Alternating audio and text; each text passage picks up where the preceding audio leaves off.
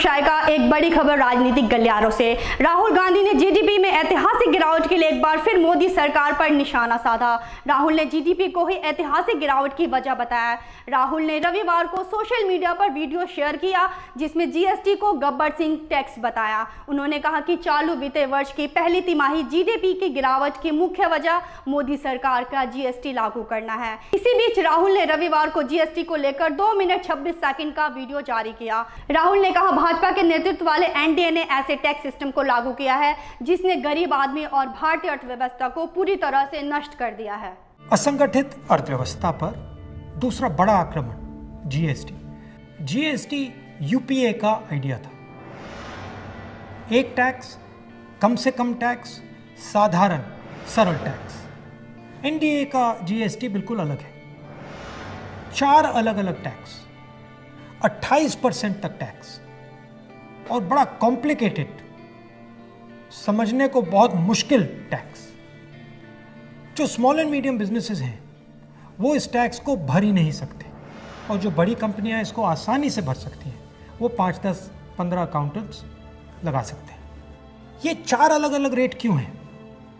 ये 4 अलग अलग रेट इसलिए हैं क्योंकि सरकार चाहती है कि जिसकी पहुंच हो वो जीएसटी को आसानी से बदल पाए और जिसकी पहुंच ना हो वो जीएसटी के बारे में कुछ ना कर पाए। पहुंच किसकी है? हिंदुस्तान के सबसे बड़े 15-20 उद्योगपतियों की पहुंच है। तो जो भी टैक्स का कानून वो बदलना चाहते हैं वो इस जीएसटी रेजिम में आसानी से बदल सकते हैं। और एनडीए की जीएसटी का नतीजा क्या है कि आज हिंदुस्तान की सरकार स्टेट्स को जीएसटी का पैसा ही नहीं दे पा रही है। प्रदेश एम्प्लॉइज को, टीचर्स को पैसा नहीं दे पा रहे। तो जीएसटी बिल्कुल फेल है, मगर ये सिर्फ फेल नहीं है, ये एक आक्रमण है गरीबों पर, स्मॉल एंड मीडियम बिजनेसेस पर। जीएसटी टैक्स की व्यवस्था नहीं है, जीएसटी हिंदुस्तान के गरीबों पर आक्रमण है।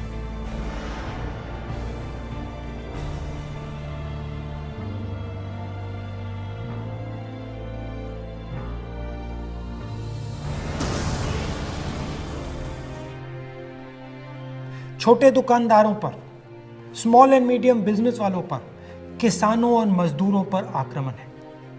हमें इस आक्रमण को पहचानना पड़ेगा और मिलकर एक साथ इसके खिलाफ हम सबको खड़ा होना पड़ेगा। राहुल गांधी अर्थव्यवस्था, चीन से सीमा विवाद, नेट जेईई एग्जाम और कोरोना को लेकर सरकार पर लगातार हमला बोल रहे हैं।